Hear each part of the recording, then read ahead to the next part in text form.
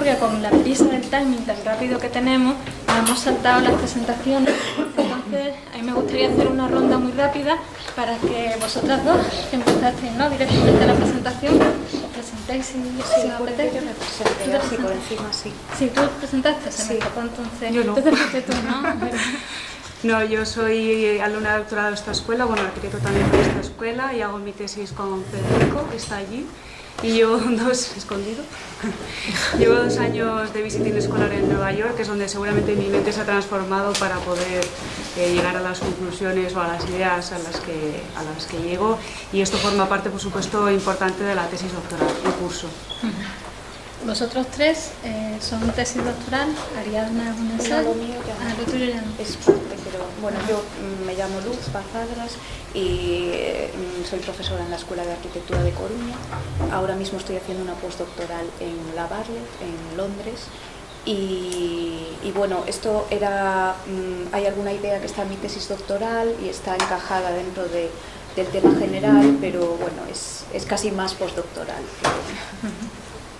Y Ramiro, tú también eres Yo estoy haciendo profesor. una tesis doctoral, yo también soy arquitecto, es una tesis doctoral aquí en la escuela de Madrid, que alterno con estancia en California. Soy profesor de la Universidad Europea de Madrid y también de la New School of Design de San Diego.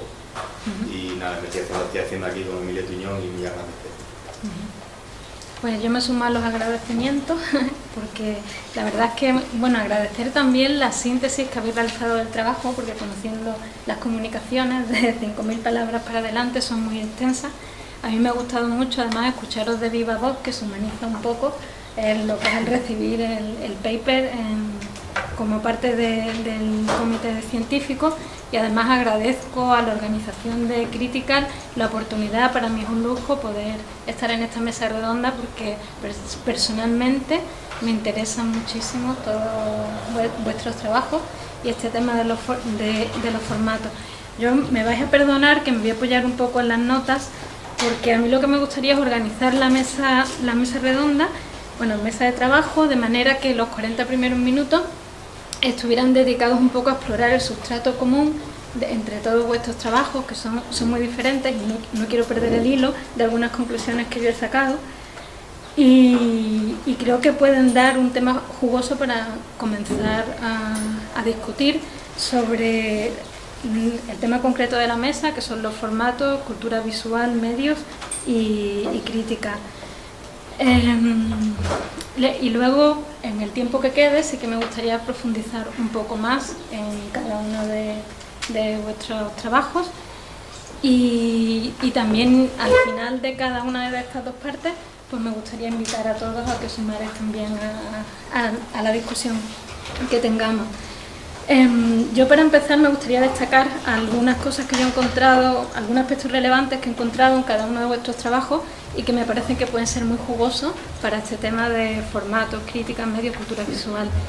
De la ponencia de Luz, yo destaco el esfuerzo por hilar un tejido riquísimo de referencias que recorre de manera vertiginosa prácticamente todo un siglo, ¿no?, inicio del 20 a inicio del 21, y además en el que realizas una doble lectura, que quizás en la comunicación también os invito a que la leáis, porque se amplía mucho lo que hemos visto en las presentaciones, en las que por un lado tú rastreas referencias explícitas de los propios autores que se reconocen en deuda en sus trabajos con Duchamp, pero también otras realizas tú creativamente conexiones. Pero quizás el aspecto que me parece más interesante es que rescates un trabajo menos familiar, como es el trabajo sobre el espacio expositivo, que además no se les reconoce normalmente el estatus de obras de arte como pueden tener otras piezas de Duchamp, y que lo veas como un anticipo de expresiones artísticas que, sobre todo, bueno, desde los años 60 se han explorado mucho en el campo del arte, como la performance, la acción y la instalación, pero que desde los 90 ya se mete la arquitectura. Bueno, es difícil decir las fechas porque depende de qué trabajo, baila mucho, pero estamos ahora en un momento en que ya no hay diferencia. O sea que la intervención mínima, que podría también ser un precursor, por ejemplo, la exposición en la que cambia la superficie de Duchamp para transformar un piso, un espacio doméstico, en un espacio expositivo a través del cambio de la pintura de la pared y el suelo, pues prácticamente está muy cerca de la intervención mínima, que ya es una manera incluso que se presenta como idónea, ¿no? Ahora mismo como vía de trabajo para la arquitectura. O sea que ya no estamos hablando de contaminación de prácticas, sino que directamente estamos en intervención arquitectónica. De Verónica, a mí me gusta, bueno, es increíble, la panorámica es súper rápido porque hay mucha información y en la comunicación todavía más, pero ofreces una panorámica estupenda o sea, no solo del libro, sino de la dinámica compleja y transversal de todo el trabajo de OMA, donde se están continuamente poniendo a prueba la propia profesión, ¿no? La propia definición de estudio. Entonces a mí me parece muy interesante el énfasis en el proceso de gestación y elaboración del libro. En un momento tú dices, no es postproducción, hay que inventarse casi como preproducción, porque además de permitirte analizar con precisión cómo se cruza con otras labores en marcha que están sobre el estudio, te sirve para apuntar que existe, que a mí esto es lo que me parece más interesante, una configuración, no vamos a llamar colectiva, pero sí colaborativa, no solo de la identidad de la práctica en los temas de interés de OMA, sino de toda una forma de trabajo. Voy a saltar a Ariadna y termino con Ramiro, porque creo que también tiene el valor del rastreo a través, bueno, también me han gustado mucho los documentos que son insólitos entre bastidores. Me imagino que tú has estado en el estudio. En algunos sitios. En algunos sitios, investigando en archivos o demás para llegar a esa información, que es un lujo encontrarla, incluso información que está ya y que en el libro, que la conocemos, pero a mí me ha parecido estupendo que tú selecciones y destaques y nos hagas un zoom, ¿no? Sobre determinados aspectos que son clave. Algunos de ellos coinciden con Ariadna, tú no te has querido extender, pero a mí me ha gustado cuando leí las ponencias el contraste entre la visión tuya, ¿no? Y la de Verónica, y además las dos os parasteis en el tema de las citas, que yo creo que es un hallazgo muy bonito que tiene el libro y lo que significa para el tema de la autoría. A mí me ha gustado mucho, o sea, tú lo has presentado. Cuando yo lo leía no se ve ser un concepto definido, digo, ensayo visual ya se define como tal, pero ahora entiendo que es un concepto creativo que tú aportas, y que además no solamente el ensayo visual tú lo presentas como una herramienta de investigación, sino que a ti te está sirviendo o apuntas que puede servir a alguien para desarrollar una investigación que, al igual que estos archivos que no están acabados, podría continuarse, ¿no? Tú lo dejas suspendida en el libro, pero podría pasar al audiovisual incluso, ¿no? Entonces, me ha gustado mucho que plantees la propia ponencia como una cartografía de ensayos visuales, y también que se rompa un poco el concepto o la convención que se tiene en torno al ensayo visual, que casi siempre cuando hablan de arquitectura, ensayo visual son series fotográficas, ¿no? Es lo que familiarmente se conoce. Y serie fotográfica, aunque recoja procesos muchas veces, ¿no? O edificios o arquitecturas en proceso, al final tiene una parte acabada que no sucede en este ensayo, con lo cual se aleja de lo retiniano, igual que hacía Duchamp, para meterse en herramientas de trabajo. Y yo creo que esto es algo que aparece en todo, y así enlazo también con Ramiro, y que a mí me ha gustado mucho, que es como hablamos de cultura visual y casi siempre que hay prejuicios, ¿no? Rechina algo la imagen, estamos saturados de imagen, tiene una importancia excesiva, pero la imagen también es una herramienta que se puede utilizar de muchas maneras, y a mí me ha gustado cómo en todos los casos se explora, más allá de lo retiniano y del impacto inmediato, todas las posibilidades que hay detrás.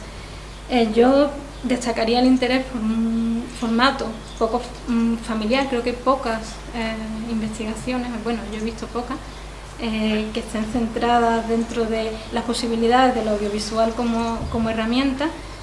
Y me resulta difícil hacer ahora un resumen porque hay un salto cualitativo que también yo te felicito por eso, porque creo que está muy bien, que del momento de la presentación a la comunicación, a la ponencia que hemos visto hoy, tú has seguido trabajando y hay mucho material nuevo, muchos desarrollos nuevos. A mí me ha gustado cómo vas persiguiendo la manera de cambiar el punto de vista como un modo de expresar el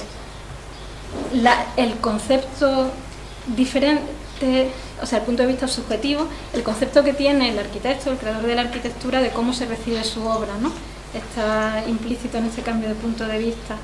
Y luego también hay una alusión que está en la comunicación, en la ponencia, aunque no en la presentación, que es que en un momento dado tú sugieres que en los años 20, en los binomios estos que se forman entre arquitectos y que ahora cambian arquitectos y cineastas, en ese momento era arquitecto y fotógrafo, a veces es borroso decir hasta qué punto el fotógrafo no empieza a ser también autor de arquitectura. Entonces a mí me parece muy interesante la reflexión de cómo un agente externo, sea el fotógrafo, en este caso el cineasta, participa en la construcción cultural o pública en la idea de arquitectura, que prácticamente ahora mismo donde las imágenes, no solo las imágenes, sino ya con internet la información adquiere el estatus o la consistencia de realidad, prácticamente son intercambiables, pues podemos pensar que la idea o la noción de arquitectura o incluso lo que un edificio es, participa todas estas representaciones y formatos que han estado aquí expuestos. Entonces, es un lujo tener toda esta panorámica. Yo me he centrado en 3 aportaciones comunes, de las cuales quiero ponerlas sobre la mesa para discutirlas. El sustrato común que yo veo, aparte de este tema de alejar la postura visual de lo retiniano, es que vosotros de alguna manera traéis a primer plano la voluntad que tienen los creadores de estos formatos, sean libros, gráficos, espacios positivos, obras de arte o audiovisuales, de enganchar con el intelecto y la imaginación de quien lo recibe. Entonces,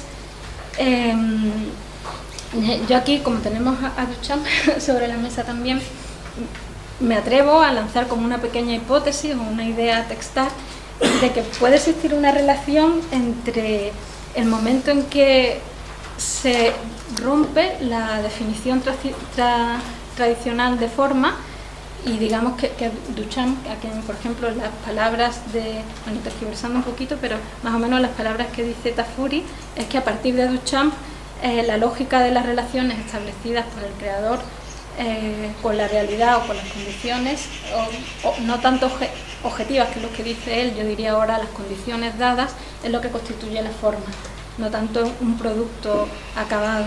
Entonces, esta lógica interna, que se corresponde con una crisis del concepto tradicional de forma, se descubre precisamente, y de esto es muy buen ejemplo Duchamp, cuando las experiencias comunicativas se empiezan a codificar como expresiones artísticas. Entonces, esto supone una oportunidad brutal para el desarrollo y la experimentación con formatos que se desarrollan paralelamente dentro de la arquitectura y dentro también de otras figuras como Duchamp en el arte, con una puesta a prueba de los límites de la profesión y como consecuencia también de los campos, no tanto de las disciplinas, porque no sé si ese concepto ya es útil, sino como el campo de acción o a lo que nos dedicamos, ¿no? a nuestro objetivo. Entonces yo creo que quizás cuando hablamos de Kohlhaas o de Duchamp está muy claro, porque estas son, aunque no hablen explícitamente de ellos, el tema de testear la profesión y explorar sus límites es una constante dentro de su obra, a pesar de que Kohlhaas, digamos, como que hace como familias o especies, ¿no? Como hace como hasta puestas en abismo de sus propias obra dentro de la obra, o transformar postproducción sobre una exposición para transformarla en otra, y sin embargo la figura de Duchamp va saltando con libertad, abre una vía de trabajo insólita y ahí la deja, ¿no? Para que la retome la otra y pasa a otra cosa completamente diferente. Pero sí que está este tema de explorar los límites de la disciplina, que está en el debate ya contemporáneo desde hace bastante tiempo, y aunque de forma menos directa, yo creo que el trabajo de Anna Peris sobre ensayos visuales también habla de digamos, como variación o proyección del trabajo profesional a otros campos, donde empieza a relacionarse con métodos de trabajo, no tanto con si es arquitectura o no es arquitectura, es lo de menos, ¿no? Sino que la constante que hay dentro de la inestabilidad, el punto de referencia estable que antes podrían ser las formas o los oficios, pues ahora son formas de trabajo. Entonces, pues tú nos has hablado casi de arquitectos que son editores o que en sus documentos y demás están ensayando otros oficios. Y también en la ponencia tuya, aunque los oficios y los roles están más definidos, ¿no?, con este binomio arquitecto y fotógrafo, sí que aludes a estas influencias entre las profesiones, y además tú profesionalmente también investigas y explorarlo con Banana TV, ¿no? Estás explorando el audiovisual en tu propia práctica, que imagino que tiene filiación con el desarrollar en tu tesis este trabajo. Entonces, ahora mismo esto ya es un común y ya no es lo normal, no es lo raro. Los estudios están tocando varios palos. Hay líneas de investigación como en Columbia, que se ha abierto una específicamente sobre esto, pero quizás hay un debate sobre, que a mí me gusta, y creo que tiene que separarse de los límites de la disciplina, o si es arquitectura o no, sino hablar de oportunidades, ¿no?, de rescatar oportunidades para la práctica. Pero no sé hasta qué punto, como sé que todos sois profesores y estáis también en investigación, yo estoy muy intrigada de saber cuál es la visión también que tenéis vosotros de esto, de este punto desde la docencia, de cómo se abordan las escuelas de arquitectura, este cambio donde se exploran los límites de la profesión, si esto es algo que se aprende, se investiga, se explora, o es algo que vosotros hacéis en vuestro trabajo de investigación pero no está presente en la enseñanza.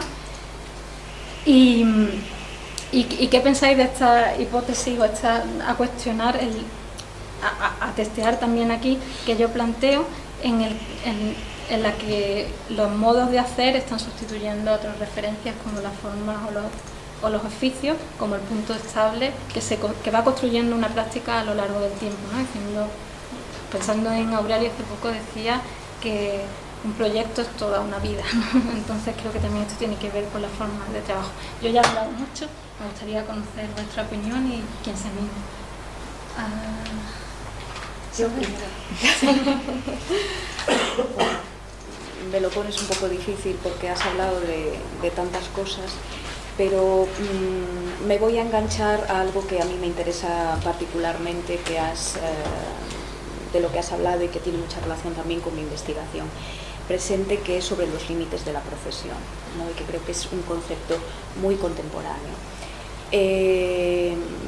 Yo hay una idea que he visto en algunas escuelas, en la mía propia, que es, con esto de la crisis se ha empezado a hablar mucho de una especie de reciclaje de arquitectos, ¿no? Refiriéndose a que los arquitectos no solamente construimos físicamente edificios, digamos, ¿no?, entendido como la arquitectura convencional, sino que podemos desarrollar otro tipo de actividades. Yo estoy en total desacuerdo con la idea de reciclaje.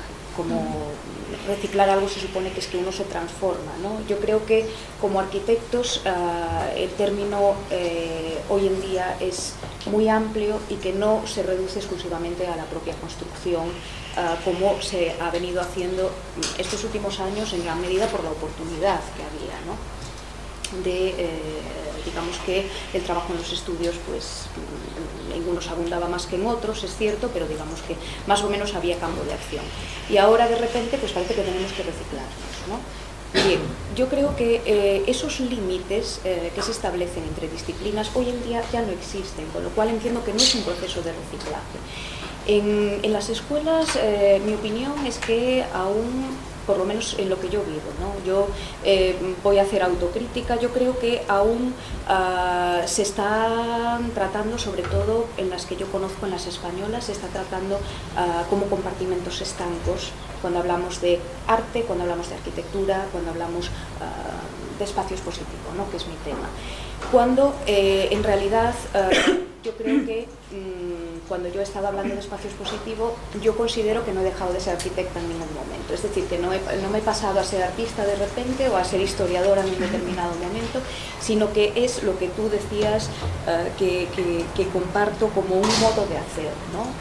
A través de distintos medios, efectivamente, ¿no? Pero pienso que la arquitectura como disciplina no es tan reducida como en determinados momentos puede parecer, ¿no? Identificándola únicamente con ese campo de acción.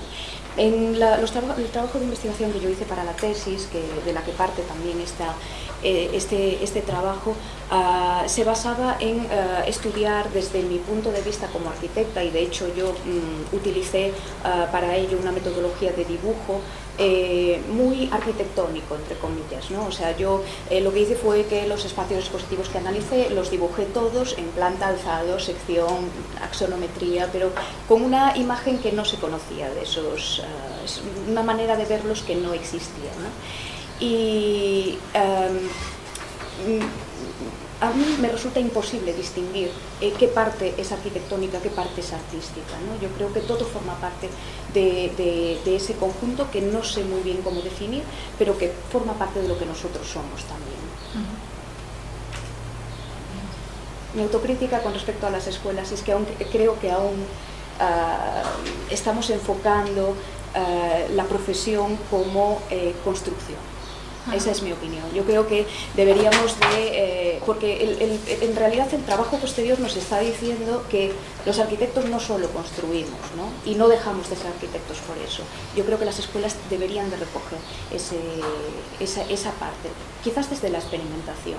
Yo creo que tiene que haber más experimentación en las escuelas. Yo estoy de acuerdo con el placer de la experimentación. Yo creo que a mí me ha interesado lo que dices de reciclar la profesión, que muchas veces se asocia esta diversificación profesional a un momento de crisis, que como no hay trabajo en la construcción, pero yo creo que esto es una visión muy falsa, sí, que es un proceso como de disolución y de cambio que está en marcha desde hace bastante tiempo, que lo que empieza como una respuesta a una crisis de valores, y ahora mismo que tenemos crisis ambiental, económica, política, todo, pues se acentúa, y no solo en la arquitectura, sino en muchos otros campos.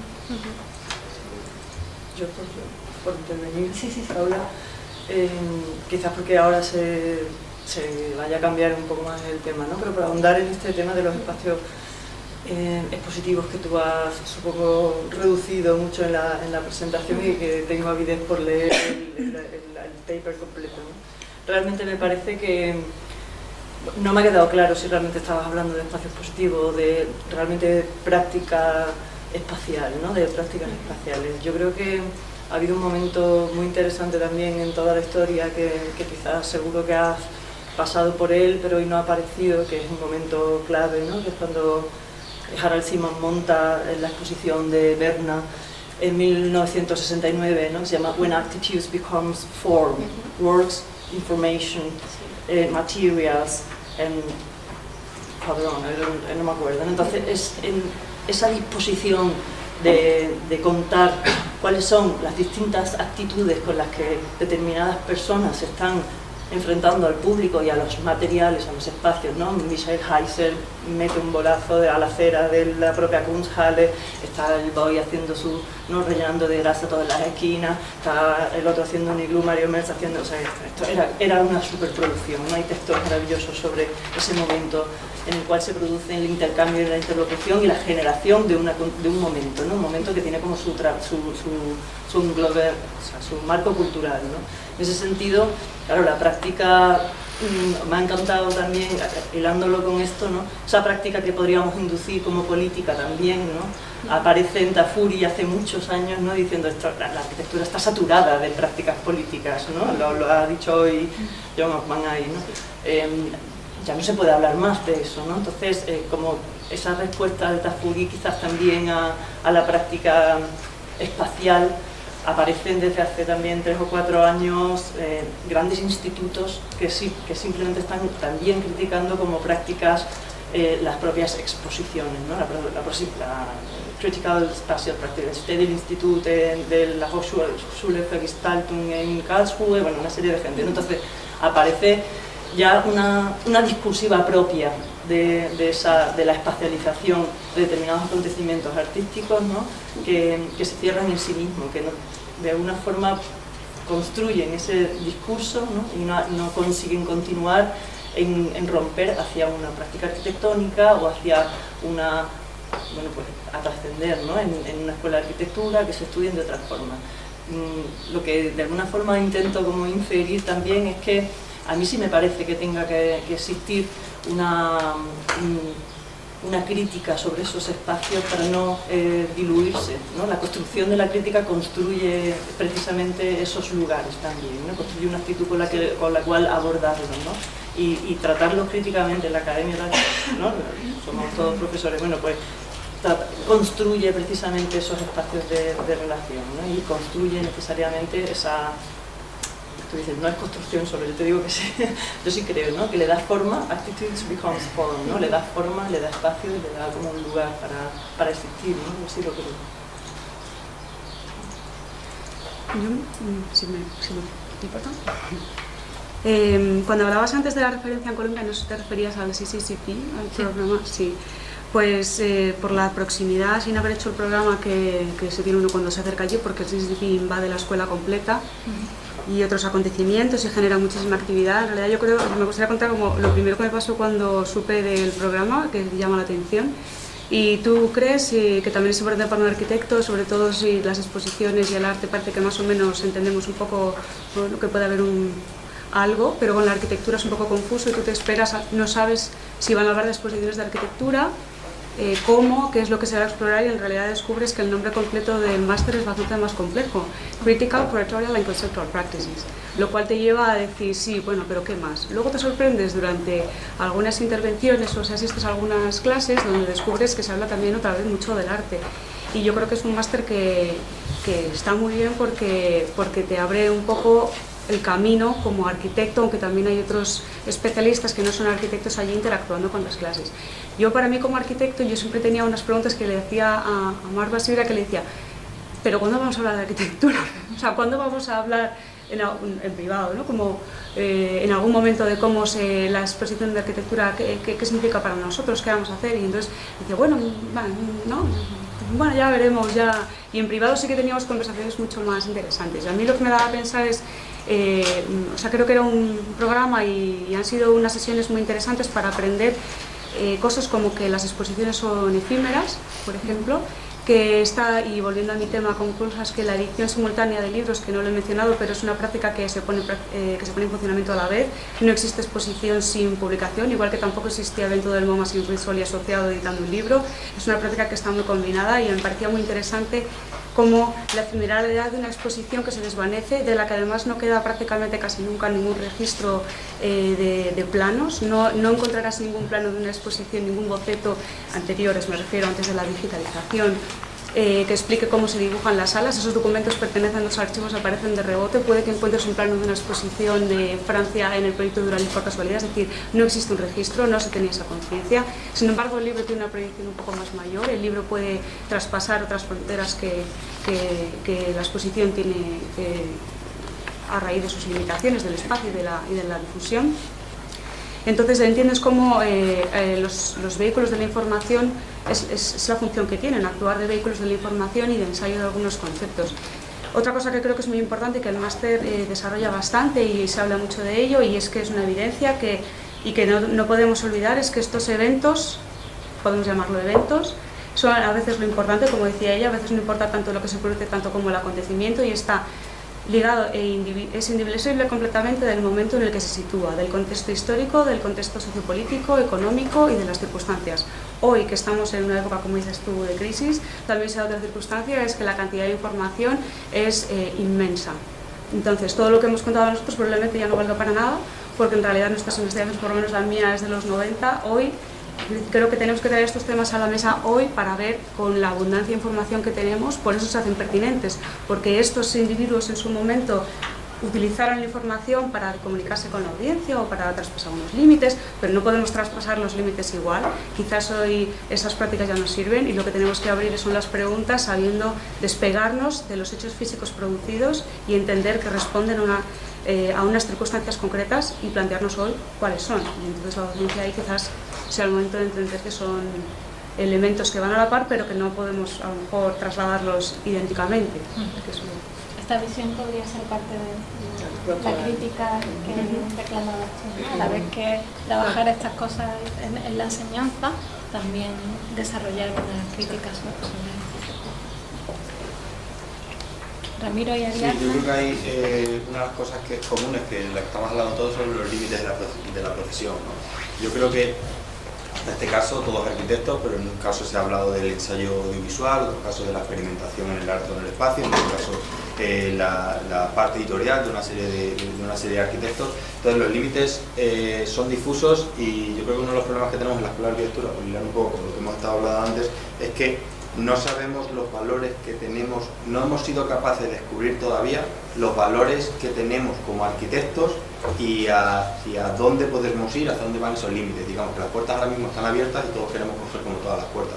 Un caso como muy práctico es los ingenieros de caminos, ¿no? Los ingenieros de caminos muchas veces acaban siendo jefes de grupos de grandes constructoras, desde ACS, su presidente es un ingeniero de caminos, pero se dedica a gestionar cuentas económicas a nivel mundial, ¿no? Cualquier jefe de grupo al final se dedica a gestionar cosas económicas, algo para lo que no han sido educados, porque van a ser ingenieros de caminos, se dedican al final a la economía, pero sí son conscientes, estas grandes empresas constructoras sí son conscientes de los valores que tienen esos ingenieros de caminos y digamos que los reclaman para que vengan a gestionar sus grandes cuentas. Entonces la pregunta es cuáles son los valores que tenemos los arquitectos y con esos valores qué disciplina podemos parasitar, ¿no? Nosotros, porque estamos yo creo que tirando como muchos tiros al aire, pero no somos conscientes, digamos, de la base de qué hemos aprendido más allá de los valores constructivos o los valores estructurales proyectuales. Y creo que desde las escuelas se deben pensar esos valores para intentar ser un poco más eficaces y no lanzarlo, ¿no? Un poco a todos, digamos a todas las disciplinas. En un caso, por ejemplo, en el caso que estoy estudiando yo, arquitectos como cineastas hay muchos, ¿no?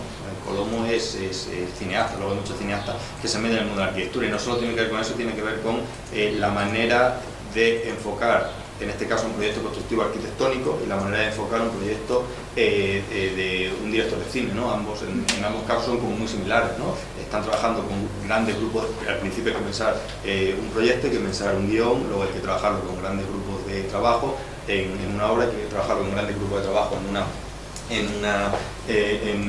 unos escenarios de rodaje, ¿no?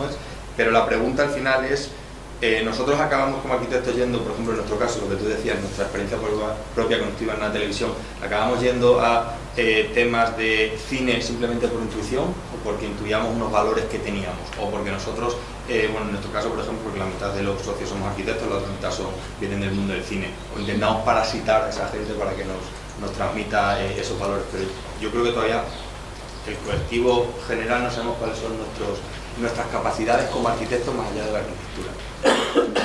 Creo.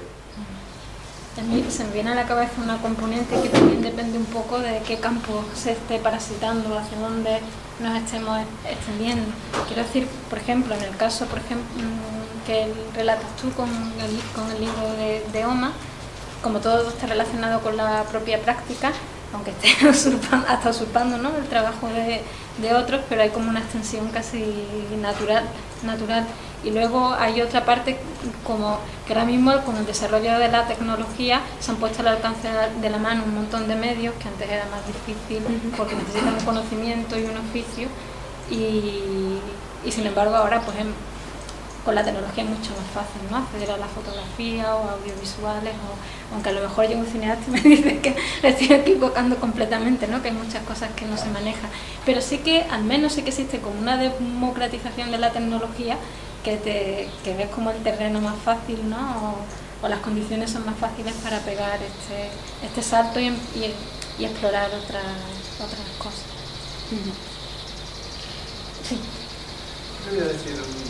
Por ejemplo, partiendo del tema que decías del Price, de que la mejor manera de explorar la arquitectura era un poco a través de las distorsiones que introducía en otras disciplinas, ¿no? Realmente creo que uno de los temas que los arquitectos nos hemos dedicado demasiado a hablar con otros arquitectos y nuestras obras, por mucho que huyeran del formato tradicional de práctica arquitectónica, en realidad se estaba teniendo como receptor los mismos individuos que eran más arquitectos, ¿no? Así como la ciudad genérica, pues sí que es un libro que consiguió trascender completamente eso, y hay un mogollón de gente vinculada a la sociología, la psicología, la filosofía, que sí a través de ese libro pudo ampliar sus disciplinas, pudo entender otros marcos de conocimiento del espacio, o así como fotógrafos como Xavier Rivas supieron detectar muchísimo antes que nosotros, o muchísimo antes de que, o por lo menos simultáneamente a que Sola Morales estuviera hablando de los terrainbacks, o que Luis Clemente estuviera hablando del tercer espacio, ya él estaba detectando con su fotografía unos espacios que nosotros los arquitectos no habíamos hecho ni puto caso en ningún momento, ¿no? O sea, que sí que lograron, a través de sus disciplinas, distorsionar completamente otras, ¿no? Entonces yo creo que un poco lo que haría falta es que los arquitectos tuviésemos también esos targets al margen de seguirnos relacionando con nosotros, ¿no? Sino que a través de estas prácticas fuéramos a incidir muy claramente en otros que no se esperan nuestra visión distorsionada de esos mismos campos. Bueno, es que a mí me gustaría decir aquí que en realidad los arquitectos solo han hablado con arquitectos, eso creen ellos. En realidad, a través de lo que producen, están hablando con la audiencia, llámalo audiencia, público, cliente, sociedad, llámalo como quieras. Entonces, quizás la importancia está en la oportunidad perdida, ¿no? Quizás, o sea, que en realidad sí que existe un diálogo constante, y a mí lo que me divierte más de la investigación es como cada escala de intervención, una conversación de uno a uno con un socio, un colaborador, un consultor, un cliente, un estado, un país, una sociedad, es igual de importante a todos los niveles, y con cada elemento de intervención del trabajo, cuando se convierte en público a través de cada punto en la escala de gradación, es una comunicación. Entonces a lo mejor va un poco por ahí, por entender quizás en la práctica, en la docencia y en la investigación también, como decía Federico en la presentación esta mañana, que la clave es hacerlo público, sobre todo en la investigación, que es su vocación, pero es que en la práctica no nos hemos dado cuenta que también lo es, ¿no? Y se está transmitiendo algo con lo que hacemos, no es solo la arquitectura habla. Claro, no, pero es que el arquitecto también está hablando a través de sus actos, no solo de las formas construidas, ¿no? Este immaterial work que también decía Goffman, pues lo ha pasado muy por alto, pero en realidad es un punto de inflexión también el immaterial work, labor, ¿no? de las acciones inmateriales. Ahí hay una oportunidad perdida, creo yo, o una oportunidad aprovechada. Bueno, sí que, yo creo que en estas discusiones a veces corremos el riesgo de dejar de ser arquitectos. Yo creo que es un error, y estoy con Luz, creo que he entendido bien. Quizás no somos jefes de grandes corporaciones ingenieriles, pero somos cabeza de bomberos, apagamos fuegos. Yo no tengo ningún problema en seguir siendo arquitecta, porque creo que, y a veces no hace falta hacer un enseñamiento, una enseñanza explícita de lo que significa ser arquitecto sin serlo. Es decir, el pensamiento que está detrás del proyecto, aún no ser descrito, quizás lo que nos cuesta es describirlo, nos forma, ¿no? Así es un pensamiento que nos capacita para tomar decisiones a muchos niveles, ¿no? Luego, no sé si las escuelas tienen que dejar de dar arquitectura para otras cosas, ¿no? Creo que está intrínseco, ¿no? Y quizás no. Yo a veces pienso que cuidado con irnos hacia la experiencia, ¿no? Porque lo que nos falta es pensamiento. Hemos abandonado, antes lo hablaba con alguien, hemos dejado que la estética se vaya de las escuelas, hemos dejado que las asignaturas, al menos en la Escuela de Barcelona, yo me doy cuenta que quizás es una característica nuestra, damos proyectos en todas las asignaturas. ¿Esto es bueno o es malo? Tenemos que recuperar, ¿no? ¿no? el entrenamiento del pensamiento a nivel de la capacidad intelectual, yo creo que es esta la que nos permite después hacer una translación ¿no? del quehacer arquitectónico, de nuestras habilidades técnicas a otras cosas, ¿no? Y en ese sentido, en mi caso, el ensayo visual, como lo entiendo yo, responde un poco a esta cosa que también se aplica en las escuelas, que es entender la libertad entendida en un sistema de normas, ¿no? Esto lo dice Chomsky. Y muchas veces los ejercicios son así, ¿no? Si les marcas unos límites a los estudiantes para que desarrollen su máxima libertad. Esto es difícil de comprender. porque hay una tendencia a entender que el papel en blanco es lo que a uno le toca hacer, ¿no? Pero yo sigo viendo mejores resultados, o me siguen interesando más las sugerencias o los descubrimientos que uno llega a través de la aplicación, ¿no? de una organización sistemática, de una serie de pasos, ¿no? De aplicarse una línea de trabajo que no el papel en blanco, ¿no? Que hay momentos para todo, y realmente, no sé aquí en Madrid, ¿no? Pero sí que las escuelas están en un momento complicado, ¿no? Porque bueno, se supone que la formación que estamos dando, el perfil de arquitecto que estamos dando, no existe como entendido como tal fuera, ¿no? Pero esto yo creo que no se puede tomar literalmente, ¿no? Y es una discusión dura de tener y larga, ¿no? De si las universidades vamos por delante o por detrás, o si tenemos que dejar de dar cosas para sumarnos al ruido contemporáneo, ¿no? Es una discusión que está, el propio Kurt Hansen en la Bienal ha dado un golpe, ¿no?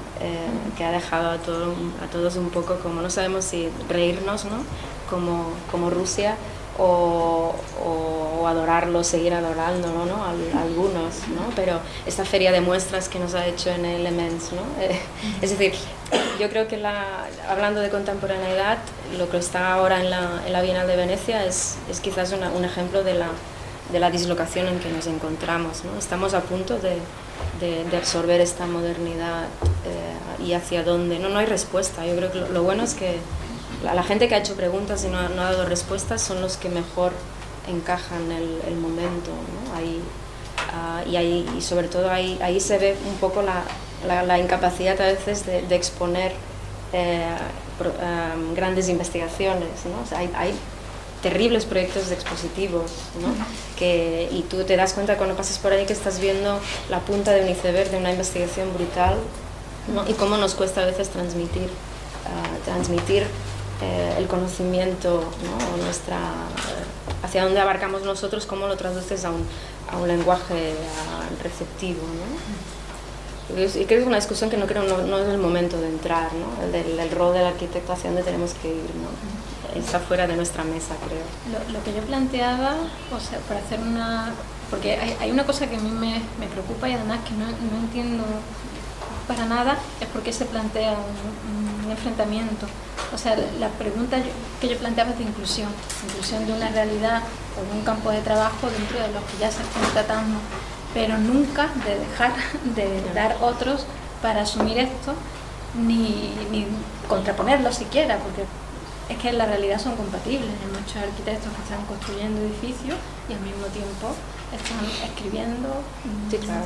O sea, que no, pero sí es cierto que quizás un poco más por las dinámicas del mercado que por otro motivo, se plantea una confrontación entre construcción y otro tipo de prácticas diferentes, que yo personalmente la veo necesaria. Se trata de enriquecer y de incluir, no de decir blancos contra negros o como si fuéramos enemigos, ¿no? Creo que son distintos aspectos de la realidad.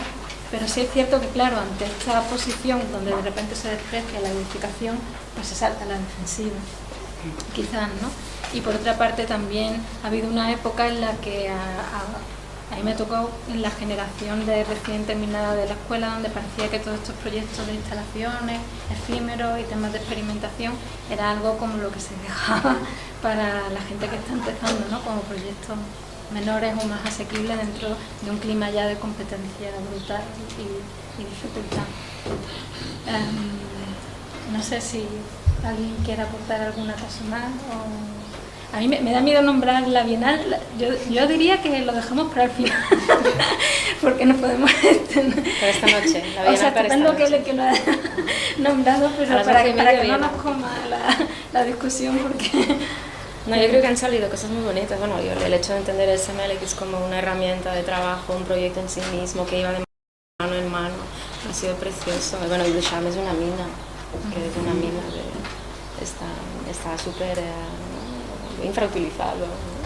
Sí, bueno, aunque se oye, pero no se profundiza. Con Duchamp se suele decir que sirve para explicar cualquier cosa, sí, ¿no? Porque realmente es tan conceptual que a veces pues estás en un terreno un poco difícil, ¿no? Pero por otra parte, yo creo que sobre Duchamp se han dado visiones muy superficiales, o sea, en el sentido casi de citar únicamente sus trabajos como una broma de mal gusto, ¿no?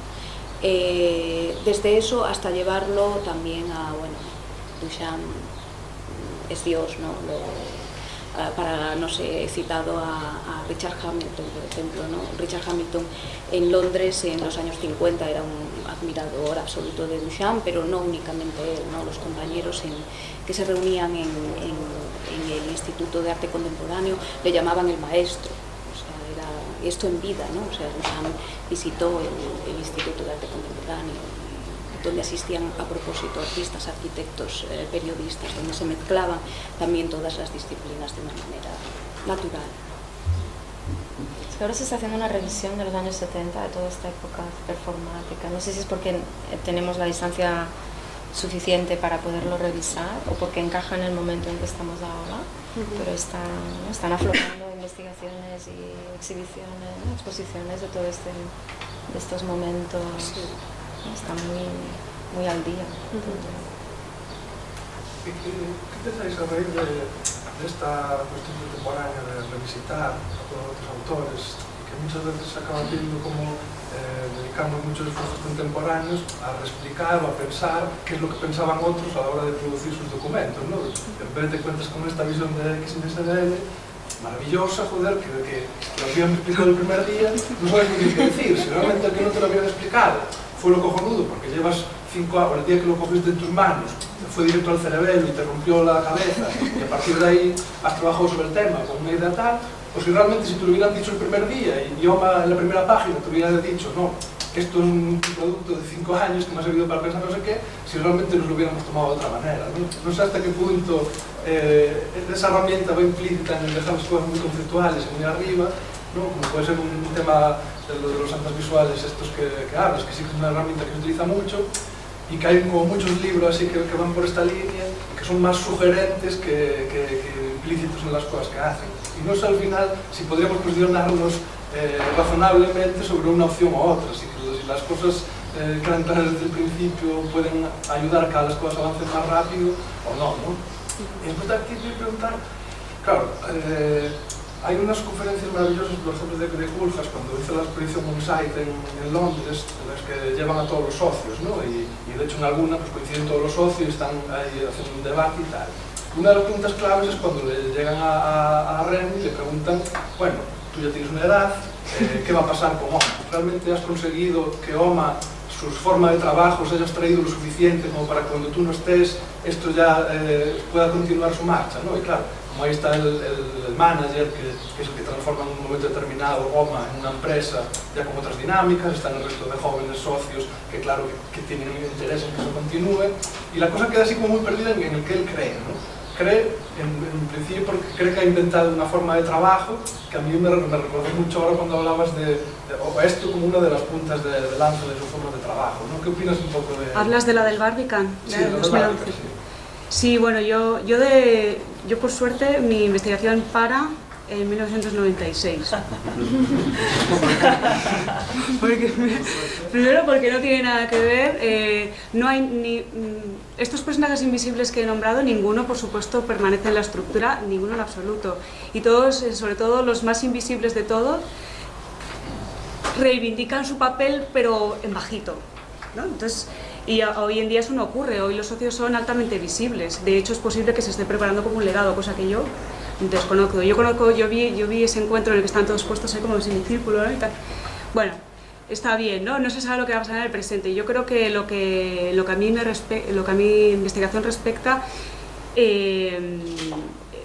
me gusta porque creo es el inicio del cambio. Cuando llega la formación de AMO, que no me ha dado tiempo a explicarlo, pero las últimas diapositivas pretendía intentar explicar que todo esto, que al principio hablaba de que SMLXL pertenece a una suma de acciones, es porque al final, bueno, nunca hay un final, de hecho es una evolución continua, y lo que dijo Culjas en el 2011 en el Barbican, pues el vete hoy o ayer en la Bienal, que yo no he estado todavía, pues a lo mejor dijo otra cosa, ¿no? Es una evolución que nunca termina, y a lo mejor él mismo tampoco sabe muy bien en qué va a acabar, pero lo que sí es seguro es que cada paso, por lo menos en la práctica de Culjas y los que le rodean, cada paso es una transformación. no hay un paso en balde. Con lo cual, los socios, lo que van a cultivar hoy en día, yo no me atrevo a decirlo. Lo que sí te puedo decir es que en su momento estas participaciones, sí que había socios en algún momento a raíz de, bueno, sabéis que Elias Engel formaba parte del estudio más tarde. Al final de los 80 desaparece y sí que luego hay otros socios, pero no habrás oído hablar de ellos. Había una condición de invisibilidad. Posiblemente hoy, con el contexto que nos acompaña, del siglo en el que estamos, la visibilidad es casi un requerimiento. Si hace falta el vídeo hoy para explicar un proyecto, no lo sé, pero explicar que hay mucha actividad y mucho movimiento, pues es una de las tácticas de OMA. Nunca vas a saber toda la verdad, yo creo. Yo como nota curiosa diría... una nota curiosa muy rápida, por si no se sabe, es de interés. Hace poco leía que la arquitectura, me parece que era Harvard Design Magazine, estaba relanzada por Jennifer Ziegler, sí. Justamente, además con un tema súper interesante de... Es que Jennifer Ziegler es un personaje muy interesante. Ella fue es que cuando llegó al estudio fue enviada sin saber quién era OMA. Bueno, casi nadie sabía en Estados Unidos quién era OMA todavía, a pesar del deconstructivismo y todo esto, pero llegó allí sin saber nada y trabajó en la sombra mucho. Bueno, en la sombra trabajó, pero lo que pasa es que no se hacía visible ese trabajo. Pero y si os fijáis bien en los agradecimientos, habla de que ella sostuvo el momento del libro, y eso es súper importante. Los agradecimientos están llenos de contenido. Se podría hacer una tesis solo con los agradecimientos del libro. Ya ha llegado tarde, pero si lo hubiera sabido antes, son los agradecimientos. Y efectivamente, por ejemplo, las trayectorias de todos estos, no solo cambia la práctica de OMA, cambia la práctica de todos. Jennifer Ziegler se convierte en la editora de Hunch, que es la revista del Instituto Verlage, durante mucho tiempo. Tampoco sabemos mucho de eso, pero porque el estatus de editor del libro que fue ella no recibían el crédito correspondiente. Sin embargo, Bruce Mau está en portada. Pero ella también, bueno, Bruce Mau está en la portada y ella está en las páginas siguientes. Sí que se le da un reconocimiento, pero es que sencillamente en el contexto en el que se encuentra, el editor no pinta nada. Se supone que ha sido cualquiera en Rizzoli o en Monicelli Press en este caso.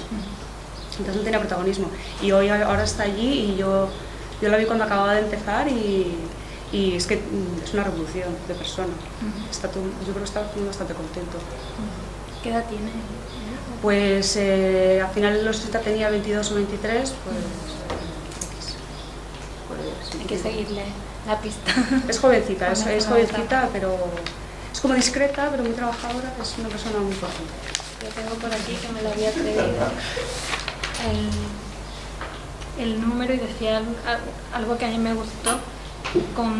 El número reflexiona sobre algo que también ha estado sobre la mesa, que es el tema de la recepción y la producción, y de esa relación entre usuario, arquitecto, lector, autor y todo esto, y hablaba de que había que cambiar como el foco y hablar de la relación entre manufactura y comprensión, que tiene mucho que ver también con métodos de trabajo, ¿no? Aunando producción y recepción, o como planteaba Michael Hayes en un determinado momento, tienes que decidir posicionarte, que te interesa estas dos partes. Y yo pienso que tu trabajo es un ejemplo de feedback y retroalimentación entre... Sí, yo para mí el descubrimiento de la reciprocidad entre el trabajo y su socialización, que digo, para mí es como lo más importante. Y también como tus personajes que están más metidos, a lo mejor si alguien lo viera desde fuera, es que hay como mucho contraste entre lo que es visible y lo que es invisible, entre lo que todo, si tú coges el libro hoy puedes deducir unas cosas, ¿no? Pero si profundizas resulta que lo invisible a lo mejor es el motor real, o sea que hay una como mucha diferencia, como es lo normal, siempre entre cualquier cosa que ves y la que no ves siempre hay mucha distancia, pero aquí no es menos. Y como las personas que están en principio dedicadas a los formatos, que te puedes pensar que está solo maquetando o eligiendo los dibujos, una persona que propone transformación de conceptos. Y entonces hay dibujos y imágenes que se producen específicamente para el libro y solo después vuelven a los proyectos en curso. Y eso es bastante importante también. No solo a nivel de hacer un libro, que sí, entonces hacía libros y luego hizo más libros, pero como hacía libros y era más, pues hacía libros. No, es que también hay una producción de documentación y transformación de los elementos de exposición y de exhibición, con lo cual desde la superficie parece que solo es como un evento y una inauguración, y en realidad, por lo menos en este caso o en estos casos, hay bastante más. Y entonces podría ser deseable eso quizás para todos.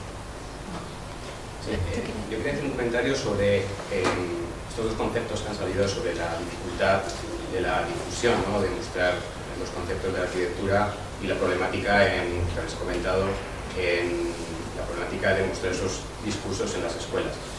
no sé, me parece que, incluyendo también la cuestión de los límites, ¿no?, de la práctica, me parece que esta tarde hemos hablado, o se ha hablado de arquitectura, se ha hablado del espacio, evidentemente, del lugar, del sitio, del recorrido, del movimiento. El problema es que quizás se está hablando aquí y no en un primer curso de arquitectura o es más, en el instituto, en secundario, donde la gente ni siquiera conoce la arquitectura contemporánea. Entonces, quizás es ahí donde tenemos que hacer nuestra crítica, es decir, hoy los discursos que ha habido son perfectamente legibles y perfectamente asumibles por gente que no necesita una investigación muy profunda, porque han sido muy claros. Pues me parece que ahí es donde tenemos un poco que perder el miedo también a dejarnos ver en otros sectores que no sean pues una crítica, ¿no? Personal, de sectores como propios, y que en ese sentido ni siquiera las nuevas tecnologías nos van a ayudar a eso.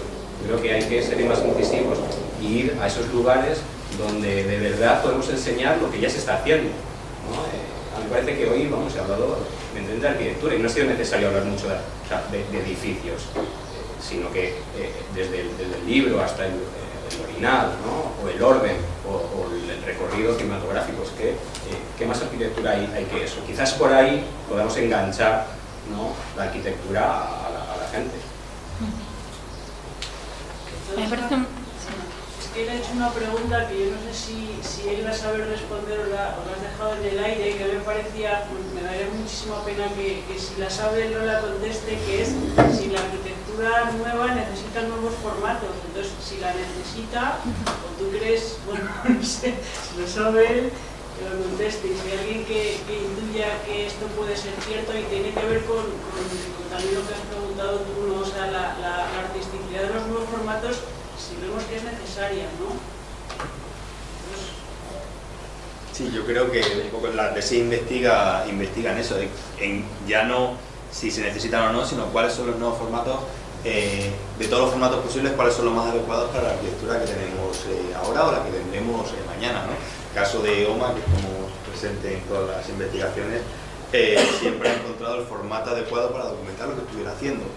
Llámalo edificios, llámalo investigación, llámalo pensamiento, llámalo lo que sea, ¿no? El libro que sacó de Post-Occupancy intentaba retratar 4 edificios de arquitectura, sin fotografía de arquitectura, sin audiovisuales de arquitectura, y los retrataba con las cámaras de seguridad, que tenían los propios edificios, aunque estuviese deformado el espacio, aunque estuviese deformada su geometría, lo representaba con los comentarios de las televisiones no especializadas en la disciplina, que tenían, por ejemplo, cómo hacían los informativos, cómo retrataban los informativos la apertura o el día de inauguración de la Casa de Música de Oporto. O sea que el formato, obviamente, nosotros, o por lo menos yo entiendo que hay que ir evolucionando. El caso también, otro de los casos es la biblioteca de Asplund, todos la conocemos por 2 fotografías, y estaba pensado para... con esas 2 fotografías todos tenemos en la cabeza esa biblioteca. Al final tenemos la cúpula y la fachada. Si nos vamos a cualquiera de las arquitecturas de ahora, vamos a poner el caso del Role Center de Sama, ¿no?, que lo que hemos estado, se ha hablado aquí, los arquitectos, para retratar ese edificio, no llamaron a fotógrafos. De hecho, todas las fotografías que hay de ese edificio ellos las descartan. Han optado por, en este caso, dirigirse a un director cinematográfico, Wim Wenders, por diferentes motivos, porque entenderá mejor su arquitectura, porque han visto retratar su arquitectura en 2 o 3 películas de Wim Wenders y les ha parecido adecuada y han querido asociarse con él, ¿no? En el caso del documental de la mujer de la limpieza, son muy interesantes, yo creo incluso más que el documental, los extras del DVD, porque el documental de la mujer de la limpieza se hizo obviamente sin preguntar a Kohlhaas, ¿no? Y una vez terminado se le puso el documento, se hizo porque la directora es la hija de la dueña y vivió su niñez allí, ¿no? Y una vez que tiene el documental, es muy interesante los extras. Cuando enseñan el documental a Ren Kohlhaas, se pasa 1 hora intentando, viendo el documental, los 50 minutos que dura el documental, y le ponen una cámara delante y dice, habla, ¿qué piensas del documental? Y la primera pregunta que sale, o sea, el crítico de la arquitectura, que siempre tiene como un discurso muy bien estructurado, todo muy bien intencionado, la primera pregunta que hace, ¿por qué elegiste un día lluvioso? O sea, no es capaz de decir más allá de, joder, que una mujer de la limpieza con su aspiradora ha sido capaz de descubrir todos los elementos de mi arquitectura, tanto las bondades como las dificultades. Y en ese caso, el mayor aplauso yo creo que ha sido el de Kohlhaas Oma, porque ante una primera crítica fácil han sido capaces de leer ese documental. Y de hecho, en la exposición que había en el Barbican, los dos únicos documentos que había de ese edificio era una maqueta y el documental. O sea, ya se han apropiado del documental, se han apropiado de la crítica de su propia arquitectura como documento de su arquitectura y de su pensamiento. O sea, que su arquitectura no solo es el pensamiento, sino también entienden la crítica, y es el formato que han elegido ellos, ¿no? Ya no solo eso, sino que la exposición de Venecia y la Becquey Le Mans han sido uno de los 25 seleccionados para retratar la arquitectura, ¿no? O sea, que han entendido que el formato, y para la exposición de Perret que hubo el año pasado, también han elegido a estos arquitectos para documentar la obra de Perret, ¿no? Que Kohlhaas estaba haciendo la exposición y ellos estaban haciendo la documentación gráfica, sino que en este caso Kohlhaas ha entendido que esa puede ser una vía o puede ser un formato para su propia arquitectura. Entiendo que cada uno va escogiendo, va buscando el formato más adecuado. En ese caso lo que estamos viendo es cómo Le Corbusier quiso buscar un formato más allá de la fotografía, y el resultado ha sido la película que hasta hace 2 o 3 años, que ahora mismo está publicada en YouTube, casi nadie hablaba de esa película. Solo había 4 o 5 personas que hablaban de esa película, todos eran alabanzas. Gideon decía, sin el cine no se podía entender la arquitectura moderna. Todo el mundo decía, esa arquitectura representa la arquitectura de Le Corbusier perfectamente, la vemos, es una mierda la película. Y llevan 80 años hablando de que ese documento es el paradigma de la documentación de la arquitectura moderna, a la vez, y no representa ninguna característica más allá de la fotografía. Le Corbusier experimentó con un nuevo formato, y con las investigaciones que hay no saca más allá de la fotografía. Entonces yo creo que sí, que hay obviamente diferentes formatos para diferentes arquitecturas. Con eso no quiero decir que el formato que más movimiento tiene es el más allegado a la arquitectura más actual, porque seguramente el formato más adecuado para describir la arquitectura barroca sea el vídeo, no sea la fotografía, ¿no? O sea que no tiene que ver, digamos, cuanto más avanzado esté el formato, o el formato más avanzado para la arquitectura es para la arquitectura actual, sino que depende de la arquitectura y las características, un poco lo que se investigaba en la tesis, las características de la arquitectura y cuáles las problemas. Pero más subrayable es que son convergentes, ¿no? Los formatos que se están experimentando con cierto riesgo, ¿no? con búsqueda y con riesgo, son los que realmente avanzan, consiguen construir también pensamiento y discurso arquitectónico, pero en vez de aislarse y salir, quedar fuera, ¿no? Convergen hacia la construcción también de una práctica espacial, ¿no? y obviamente material. O sea, esa convergencia es la que creo que tiene mayor interés, ¿no? Sí, en ese caso la comunicación también, la disciplina es como Wim Wenders, un cineasta que todos tenemos con mucha sensibilidad hacia su manera de mirar, porque cuando llegada a los campos que trabajamos los arquitectos, se ha puesto a experimentar el nuevo formato de documentar el espacio, y hay un equipo de 8 directores de arquitectura que están investigando el espacio, no hay arquitectos para investigar el espacio, es su ojo, cómo han querido, y hay unas fotografías muy interesantes de cómo ellos han ido, 8 cineastas, entre ellos está Robert Redford, está Norberto López Armado, que es el director de la película de Foster, hay como diferentes directores, está él, se han ido durante 5 días a un congreso en Karlsruhe para ver cómo pueden retratar el espacio contemporáneo con el nuevo formato del 3D.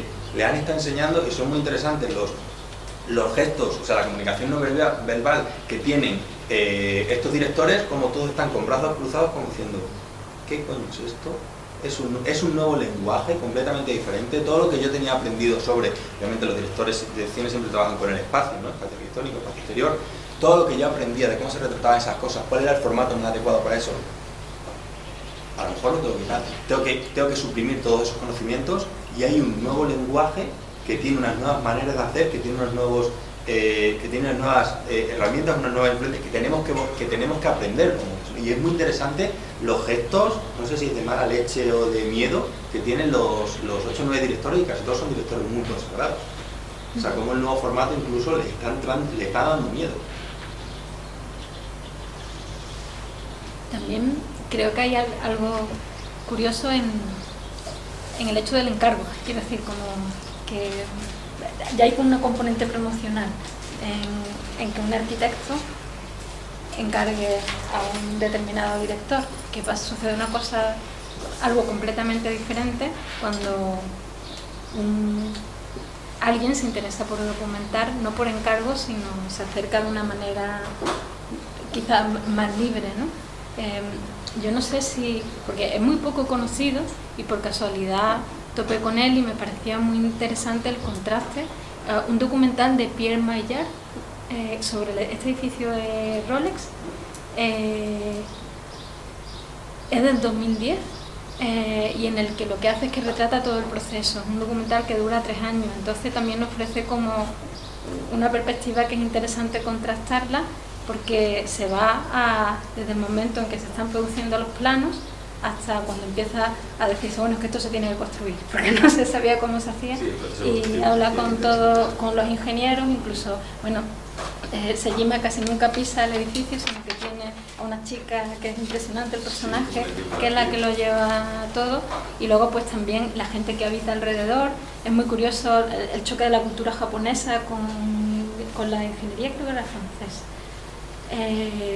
A la hora de entenderse, para medir simplemente, porque uno mide en 1 milímetro y otro en centímetros y no podían resolver un detalle constructivo. Quiero decir que en el momento en que un arquitecto encarga, después de que esté terminado, es lo mismo como la fotografía, después de que esté un edificio acabado, para presentar que hay como una parte oculta o invisible que se quita del imaginario de la arquitectura, ¿no? Entonces, yo siento curiosidad de estos documentales, si van a ser también de lo que... Es interesante esa película porque Sejima sale como un ogro, en el sentido de que mañana viene Sejima y todos así, no, los voy a tirar. Y de hecho, cuando le dicen a la chica que es la encargada del estudio Sejima en el estudio, le tienen que decir a Sejima que eso no se puede hacer, ¿no? Está con el pie y el pie le empieza a temblar. Sí, esa es la yo no se lo digo. Sería interesante si en ese caso Sana es capaz de entender, como sí que entendió Colgas, que eso es parte del proceso, que es como, y no es autocomplaciente, ¿no? Que es como completamente distinto. Sana llama a su director amigo, sácame el edificio, ¿no? Completamente distinto a lo que hacen ellos. Sí, pero es muy interesante esa pieza, cómo se entiende todo el proceso y cómo se entienden las relaciones entre el arquitecto, las tensiones que surgen entre el arquitecto y entre el arquitecto y todos los agentes que hay alrededor. ¿Creéis que existe una pregunta, o si es importante o es relevante, que hay una diferencia entre las herramientas para producir o pensar arquitectura y comunicar arquitectura, que antes eran evidentemente diferentes, ¿no? Pensabas arquitectura a través de una planta, una sección, una maqueta, y ahora, ¿no? Se llamaba un fotógrafo para comunicar la arquitectura. Y hoy en día que esas herramientas parece como que se difuminan, ¿no? O sea, las mismas herramientas para comunicar arquitectura son casi las que se utilizan para producir arquitectura. Entonces, ¿creéis que esto es importante? Para mí sí. Para mí sí también. Mi trabajo personal tiene que ver con, o sea, la investigación tiene que ver con por ejemplo, la imagen tiene tanto peso que se utiliza como referencia, se utiliza como proyecto. En los estudios se proyecta desde la imagen y se está pensando en cómo se va a comunicar la arquitectura con esa imagen que se está proyectando. Entonces hay una especie como de endogamia peligrosa en las herramientas de producción y de comunicación que puede llevar o anular el efecto sorpresa, ¿no? Estoy seguro que el doctor Bussier se sorprendería gratamente cuando llama a su amigo a una fotografía de esto, lo que ha salido, ¿no? Bueno, pero pues ahora, sería ahora ya no sorpresa. existe esa sorpresa, es como yo creo que la ya sorpresa sé lo que va a salir. No hay, yo creo que a lo mejor tiene que ver un poco con esa duda, ¿no? que comentaba el compañero y que formulaba Puljas delante de sus socios de qué va a pasar ahora, ¿no? ¿Cómo vamos a provocar a partir de ahora, cuando ya no hay enemigo al que provocar? ¿no? Casi es como todo... Y además que se pueden relacionar con otras dos más, que son muy, a mí me parecen graciosas. Una es en el Verlaje, cuando está explicando de un gráfico precioso, de la historia de, casi como ese que hay ahí dibujado en el corcho, ¿no? De la historia de OMA en relación con la historia económica, ¿no? del mundo.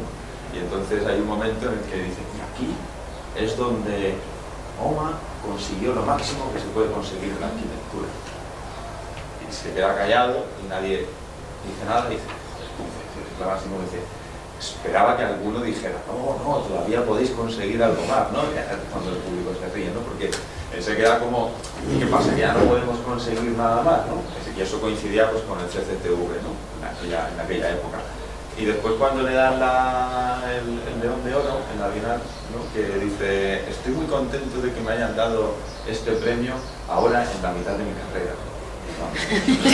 De risa. Entonces hay como una preocupación que si enlazas estas tres cosas, junto con la pregunta que le hace en público a Shohei Shigematsu, ¿no? Precisamente, como dicen, ¿qué es lo que va a ocurrir con esto, ¿no? ¿Qué es lo que va a ocurrir? Y yo creo que tiene que ver con la provocación, ¿no? Con la sorpresa. Y esa ausencia de sorpresa que se va a producir, que probablemente los proyectos de su oficina cada vez sean más endogámicos o más autorreproducciones de propios proyectos OMA, es mi idea. Entonces, creo que es muy pertinente este debate entre la comunicación, los medios de comunicación de la arquitectura y los medios de producción de la arquitectura, para saber si podemos alumbrar nuevos o recoger nuevas herramientas de producción arquitectónica y que no tengan nada que ver con la comunicación. O no, o asociarnos plenamente con la comunicación y utilizar esas herramientas para llegar a más públicos, ¿no? Quería saber si un poco testear por dónde se mueven las cosas. Es que me decía que ibas a contar algo de tu propia experiencia. No, sí, yo sé, yo de aquí me he dado cuenta. Yo creo que para mí sí es importante, pero tampoco creo que sea un camino único, ¿no? Y ahí está la clave. Yo pienso que cada individuo es diferente y cada arquitecto por lo tanto también, y entonces no creo que todo el mundo tenga que sentirse identificado con lo mismo, pero si a mí me parece más importante es no dar la espalda. Es como seguir considerando algunos elementos como superficiales. Es como si a mí SMLXL me daba mucho respeto porque me parecía como muy impenetrable y muy difícil, y todo el mundo decía, claro, porque vaya obra maestra. Digo, bueno, vamos a ver qué hay dentro, ¿no? Entonces, en todos los 90, en todos los 80, cuando se hablaba de la comunicación, no es la comunicación en la que estamos intentando poner aquí sobre la mesa. En ese momento posiblemente había mucha promoción y por eso alimentaba la inmoralidad frente a los formatos, pero en muchos casos, y yo los que he dado algo hay, en algunos, no en todos, yo creo que había una banalización, a veces intencionada, para producir un efecto sorpresa o un shock y que nadie profundizara mucho más. Yo creo que Koolhaas hace mucho eso a pesar de los formatos, por eso digo, también fuera de los formatos puede ocurrir lo mismo. Él siempre ofrece una condición abrumadora de todo lo que hace, y con eso el efecto distracción, de recepción en distracción, es permanente. Nadie quiere hablar de la Bienal, o sea, ¿no? Es un efecto de, es que si entráramos, no sé, nadie, ¿no? Esto es una barrera permanente con la forma de difusión y no tiene que ver con la comunicación. Yo creo que es más como una forma de pensamiento que alguien lo puede canalizar a través de utilizar la comunicación de forma instrumental, pero otro lo puede canalizar, yo creo, pues a través de la exploración material, no sé, no es mi caso, pero no creo que sea un camino único para nada. Creo que lo que no se puede hacer es como obviar las posibilidades y las oportunidades, ¿no? Como dar las cosas por hecho, dar las cosas por sentado, la comunicación solo vale para transmitir esto y presentar esto, no, que un poco poner todo en crisis y en duda. Yo creo que ahí está un poco la historia, para mí. Estoy de acuerdo con esto. No sé, yo es que para contar el desarrollo que yo hago necesitaría tiempo, no quiero, pero solamente un par de apuntes. Bueno, mi tema es la edición como herramienta de proyecto y procedimiento cognitivo, le llamo yo, ¿no? Proceso mental de trabajo, por traducirlo un poco. Pero lo que yo pienso es que, o sea, mi hipótesis es que es al revés, que es ciertos trabajos experimentales que se desarrollan en un momento dado son los que conducen a experimentación con otros medios. Por ejemplo, yo creo que la manera de producir libros, publicaciones y exposiciones en el caso de OMA viene de sus proyectos iniciales, de sus trabajos iniciales de escritura y de ficciones, y después hay como una retroalimentación, entonces más como afinidades en maneras de pensar y en maneras de trabajar, relacionarte con la realidad y cuestionarla, en la cual sí que hay un cambio cuando se empiezan a mezclar procedimientos para comunicación, producción de formatos como puede ser un libro y proyectos, en el sentido de que se está cuestionando todo el rato la diferencia entre producción y recepción, y eso enlaza con un montón de temas contemporáneos que tienen que ver, o sea, que ya se sale de los temas que están aquí encima de la mesa y que son más sociales quizás, ¿no? Tienen que ver más con las prácticas espaciales que nombrabas tú antes, con el habitar, el transformar, no el arquitecto su trabajo, sino cualquier persona cuando habita un entorno y cuando lo piensa y se relaciona y se posiciona frente al mundo, que creo que al final es lo que está haciendo en este caso todo el tiempo el estudio de OMA. Bueno, o al menos hasta 1996. Yo a partir de ahí ya no me comprometo. No. Yo no sé cómo vamos de tiempo, si aportar alguna cosa más, porque al final no esperaba yo que se extendiera el tema de diversificación de la profesión tanto. ¿Cómo vamos de tiempo? ¿Qué tal vamos de tiempo? Hombre, nos hemos pasado totalmente, pero es muy interesante. Yo creo que nadie se quede sin decir algo que tenga ganas de decir, ¿no? Porque hoy, gracias a Dios, no tenemos nada después que nos esté forzando el horario hasta que un poco que acabe como de forma natural la cosa. A mí me gustaría, yo tuve el privilegio de asistir a una conferencia que dio Carlos Arroyo aquí, fue un íntimo colaborador de Renculjas en los años 90, donde él hizo, pues eran un grupo de 4 o 5 personas que se iban a comer con Renculjas, Eduardo Arroyo, perdón. Y verdaderamente esos proyectos son, yo creo que lo mejor, vamos, a mí me parecen lo mejor de Renculjas, sin lugar a dudas. Entonces él comentaba que el fracaso en el concurso de la Biblioteca de Francia le hizo perder un poco la esperanza, ¿no? Y yo creo que ahí empieza ese camino decreciente para mí de Renculjas hasta convertirse en un payaso, ¿no?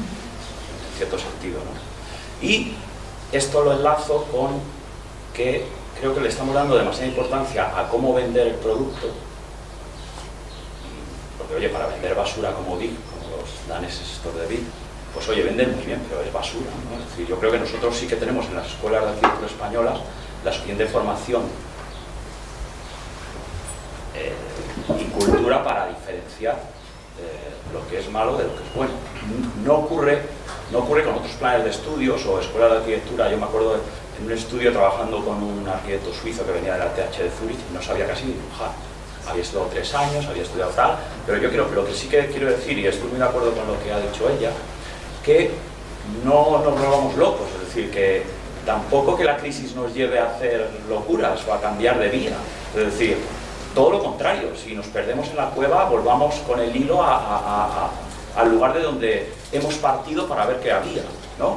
Pero yo creo que hay que tener un poco de cuidado. Lo que ha ocurrido, lo que estamos hablando de SMXL es verdad que son los años 90, pero luego los años 2000 hasta los maestros que había maestros nos han decepcionado, ¿no? Han empezado a hacer unas cosas que hasta ellos, que parece que estaban subidos a hombros de gigantes y estaban en esos foros y en esos coloquios, nos han decepcionado, ¿no? Entonces yo creo que es un momento precisamente en el que más que avanzar hay que pararse y hay que volver a tirar no sé, pues de los ingredientes que siempre la arquitectura ha tenido, que la arquitectura no es algo que ha surgido como el marketing hace nada, es decir, que es algo que tiene unos ingredientes que están ahí y que es como la paella no le puedes quitar el arroz o no le puedes quitar el azafrán.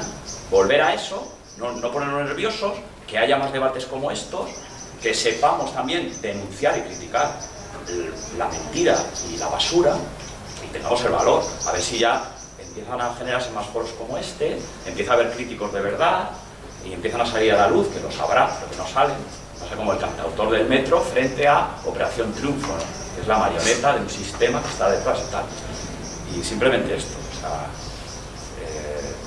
en esa misma conferencia de Eduardo Arroyo salió algo que a mí me afectó bastante, porque yo estoy estudiando a Enrique Miralles, y él comenta que, claro, cuando te lo has estudiado casi todo sobre él, con una mirada crítica, te das cuenta que lo que hace con Carme Pinós, por ejemplo, está a años luz de lo que luego acaba haciendo, porque se convierte en un personaje ya donde, por lo visto, había un tipo, que no sé su nombre, pero que dibujaba como él, le entrenó para dibujar como él. Él ya no tenía tiempo, literal, para asistir a todo, ¿no? Es un poco, pues, Koolhaas, viviendo en 4 ciudades, con 3 mujeres diferentes, enviando faxes, no sé qué, ya no estás comiendo con Koolhaas.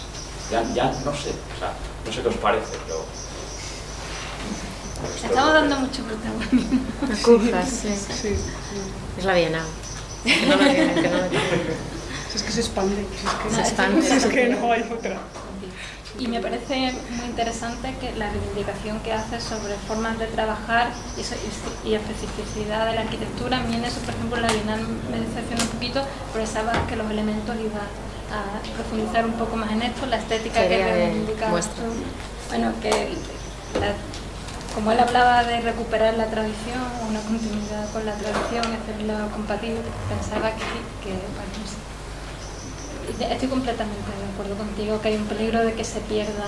Yo creo que poco a poco se van desvelando. O sea, a mí me encanta la película que ha hecho nuestro compañero Ángel Borrego aquí, denunciando se mete, es capaz de meterse dentro de su cuartel general y ponerles, vamos, lo que son, ¿no? Es decir, ves a Jan Nouvel ahí súper divo, ves a la Zaha Hadid, que no parece a ninguna reunión de proyectos. Yo creo que si somos capaces de ir enlazando todo esto, llegaremos a poder contra ese sistema que parece que nos gobierna y que a veces no tenemos ni siquiera capacidad, o sea, que estamos como tapados, ¿no?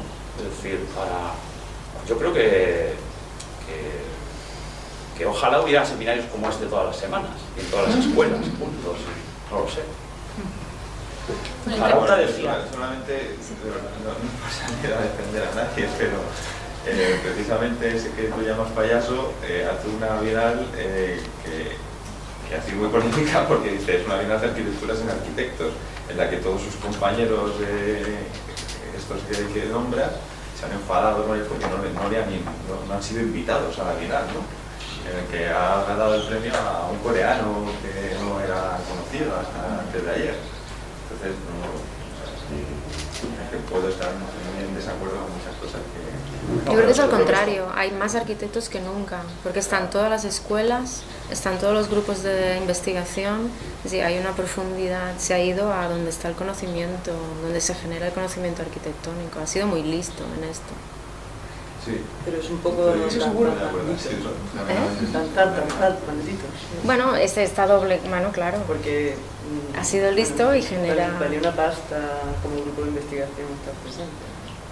Bueno, ahí se ha demostrado el pulso de fuerza de las universidades americanas, el desplegamiento de... 12.000 euros. ¡Guau! Claro. Y no había universidades europeas... Casi ninguna. Bueno, no sé si eran más los coreanos o los de Princeton, ¿no? No, pero entrabas en Corea y había en las investigaciones estaban gente de Delft viviendo, haciendo así, ¿no? Investigadores que se mueven por todo. El pabellón de Chipre era un ex trabajador de OMA que vivía en Rotterdam, el del pabellón de Montenegro era, es decir, estamos ya, bueno, que es lo que representa Koolhaas. Ahí está esta globalidad del conocimiento, bueno, que el conocimiento no es de arquitectónico, no es, tiene una parte local, pero en general es universal, así que no.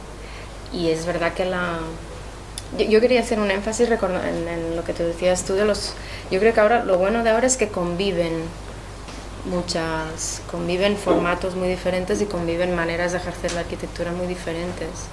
Y no hay miedo ya a revisar. Es decir, cuando la EIA reconstruye la estructura de dominó, yo a veces lo pienso, es decir, porque ha sido la EIA, pero llega a ser la CHAP o la CHAM y no sé, es que igual nos tildan de retrógrado, ¿no? Hay un punto también de ironía a veces en todas estas cosas, ¿no? Y ahora convive todo esto, sin miedo, mirar adelante, detrás, al lado, y perfectamente. Es un momento fructífero en este sentido. ¿Que es desorientador? Puede ser, pero yo lo veo fructífero. No creo que haya una hegemonía de la arquitectura del estrellato, ¿eh? Yo creo que no. No, ya no. Pero los mismos críticos que te vendían la arquitectura icono están defendiendo ahora otra arquitectura para seguir vendiendo artículos, revistas y libros. La arquitectura hecha con barro, no sé qué, ¿sabes? Que vuelve a ser como... Es que ahora solo existe el palé. El palé es el único material que existe. Que hay que seguir. ¿Sabes? Se puede hacer muebles en palé. Edificios. Ese es creo que es su verdadero problema. Como no ha sabido, que no se entiende el mensaje que ha intentado hasta yo creo que ahora en la vida y que lleva intentando desde el 68 precisamente porque se ha hecho famoso por sus edificios. Yo creo que ese es su gran problema. No sé. De verdad. De hecho, estoy haciendo la tesis sobre eso. Sobre el trauma. Sobre el trauma de Culjas.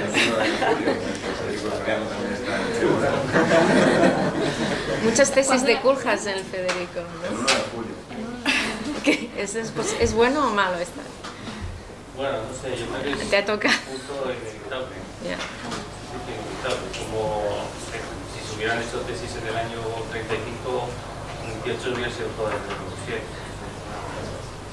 O sea, es inevitable. ¿Es el momento ahora de revisar Culjas? Sí. ¿No? O sea, nació. Bueno, es que lo que pasa es que hay veces que no empiezas por ahí, pero acabas ahí. O sea, creo que a mí me ha pasado lo mismo. Yo empezaba hablando de una cosa que todavía está ahí, que es la gestión intelectual, fíjate, y hablaba de dos arquitectos, de cómo sí que hablaba de exponer y publicar, pero intentaba centrar más en cómo se volcaba una combinación entre la gestión, desmitificando ciertas palabras, y lo intelectual a través de intentando concretarlo en libros y exposiciones. Entonces tenía Bernard Schulmi en paralelo con Culjas, pero es imposible. Cayó. Pero por muchas razones, no solo las obvias, también por otras. Y entonces acabas, según qué temas, acabas ahí. Porque Culjas tiene como un espectro tan amplio que muchos acaban ahí, yo creo. Bueno, es lo que vieron en Le Corbusier en ese momento. El mío no ha sido intencionado, yo intentaba escapar todo lo posible y no se ha pasado. También está muerto, hay gente que dice... También había muchas fuentes con ganas de hablar, por lo menos en mi caso, que es lo que te anima. Que luego dicen que les guardes el secreto, pero bueno, ellos han dicho toda la información y luego no te dejan que digas quién ha sido, pero eso te anima, ¿no? Mientras no te digan que no publiques la tesis hasta que se muera, esto podría ser. Es que no voy a preguntar tampoco. Bueno, no sé si al habernos alargado ya sería difícil como poner la cabeza en otra cosa, pero por lo menos a mí me gustaría como mencionar, aunque no entremos en ello, mencionar algunos apuntes relacionados con las ponencias para que sea lo que se nos quede y no tanto Culjas. Como otros dos temas transversales y comunes que tenía apuntados, por un lado es la preocupación por la autoría y la distribución de la autoría relacionada también con postproducción y preproducción. Ahí lo dejo, ¿no? Era otro tema para hablar. Y también dentro de aparte de la relación entre formato y metodología y dejarlo retiniano, me interesaba cómo los diferentes formatos se convierten en modelos experimentales para un nuevo modo de proyectar. Eso está apuntado solamente en algunas de las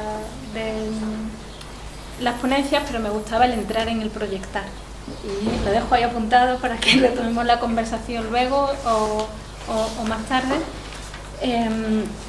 Hay muchas más cosas que ya las preguntaré a cada uno porque tengo con mucha curiosidad por mucho de lo que habéis empezado a contar, pero no quiero extenderme demasiado. Sí dejaría como recuerdo por lo menos que me pareció muy valiente que Luz Pazagras que el énfasis que pones en lo sensorial, la sensualidad y lo áptico asociado a una figura como Duchamp, que normalmente se la ve como más conceptual, más mental, más relacionado con el intelecto. Yo creo que también reclama lo material de alguna manera y me ha gustado mucho. Me parece... Nada más. Sí. Es que, bueno, yo he tratado de centrarme en la figura de Duchamp por obvios motivos, ¿no? Por centrar el tema. Pero la relación de Duchamp con Friedrich Kiesler es determinante para ambos autores. Es algo que cuando uno entra en estudiar a ambos autores sale en algunos momentos, ¿no? Pero yo creo que aún falta un estudio claro sobre los vínculos entre la obra de uno y de otro. Y Friedrich Kiesler es un arquitecto, ¿no? Y yo creo que en concreto el tema sensorial de Duchamp en gran medida parte de las investigaciones de Friedrich Kiesler en el espacio y de las investigaciones que realiza con la Vision Machine, una teoría de la percepción que desarrolla en un laboratorio en Columbia, en la Universidad de Columbia, y al mismo tiempo hay aspectos en la obra de Friedrich Kiesler que yo creo que nunca habrían sido posibles sin la influencia de Marcel Duchamp. Su relación personal se rompe en el año 47 y a partir de ahí hay una separación clara, pero hay aspectos que yo creo que se pueden rastrear en uno y en otro de influencias mutuas.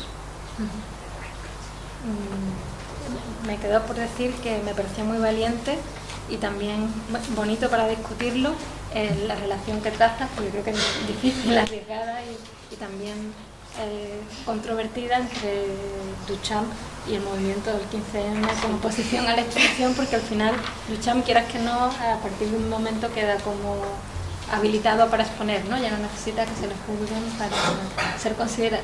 Quiero decir que está dentro de la institución haciendo la crítica, que es una posición relativamente más fuerte que... Sí, es que Duchamp depende de la institución absolutamente desde un primer momento para hacer la crítica a la institución. Pero me ha gustado mucho y creo que aquí hay un tema también para conversar. Gracias. De Verónica hay una cosa que se ha quedado y la quiero destacar solamente, que creo que también está presente en Ariadna y me parece muy interesante, que es la articulación a través de los formatos de diversos grados narrativos, que creo que es un tema muy bonito y me ha gustado mucho el acercamiento que habéis hecho. Y de Ramiro, una pequeñita cosa me quedaría, que es... cuando has hablado de la narración audiovisual, poniendo al edificio en primera persona como una forma de, o sea, como una herramienta para fomentar una aproximación afectiva, ¿no? Meter el tema de lo afectivo, creo que simplemente que exista ya un interés por este aspecto o esta dimensión dentro de la crítica que se puede hacer al control que ejerce sobre la representación de su arquitectura el arquitecto cuando realiza un encargo. Está hablando de temas muy interesantes que se podría empezar a hablar de la arquitectura también de Sanaa y dar para mucho, ¿no? Y para la pertinencia también del formato audiovisual en relación con esto. Y de Ariadna también, aparte de lo anterior, la autocrítica, que yo creo que quizás también que reivindica un poco la autoevaluación, quizás más que la autocrítica parece que tiene una connotación negativa, el pensar que una herramienta o una metodología crítica es también de autocrítica y que lo utilizan los propios arquitectos no solo para presentar, sino también para testear, revisar y evolucionar en su trabajo.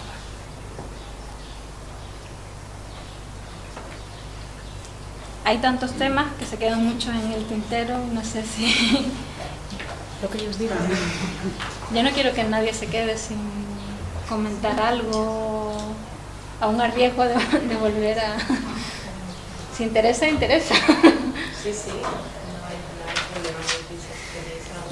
Almudena quiere hablar, la veo yo. Sí. No, cerramos ya aquí la mesa de debate.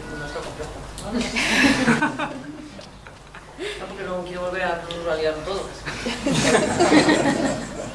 Lo volvemos a liar. No sé si es posible pedir que si alguien se atreve o tiene ganas de hacer un resumen de todo para los que estaban en la sala de abajo.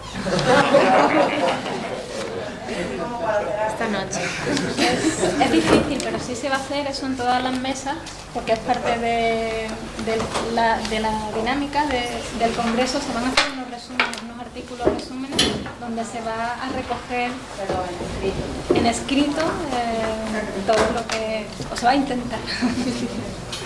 Tarea difícil. Bueno, pues vamos cerrado por la mesa de hoy.